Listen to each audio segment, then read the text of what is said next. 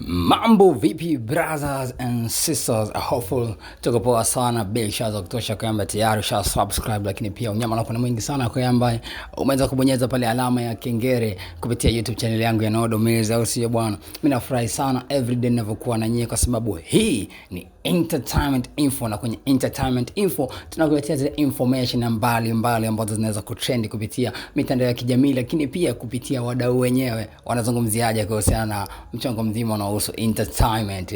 Bwana, katika entertainment info today tunakwenda kumlenga moja kati ya jamaa ambao walikuwa WCB, and right now ameenda kuzindua rebo yake mpya inajulikana kama Next Level Music, inajulikana kama Rayvanny. Bwana, huko mtandaoni bwana kuna vichekesho vingi sana ambavyo vinaweza kuendelea, lakini pia bwana tumeweza kuchungulia kupitia page ya Rayvanny.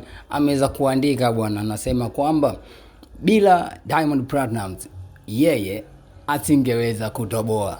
Yani isingekuwa Diamond, yeye uwepo wake tusingeweza kujua wa Tanzania. Na sasa hivi kwamba Rayvanny anasema kwamba amepiga hatua kubwa sana ya kimaendeleo katika muziki wake kupitia Diamond, na tungemuona kama asingekuwa Diamond mpaka sasa hivi yeye angekupo yuko zake kwa Mbeya, anasema anaendeleza harakati zake nyingine nje ya muziki.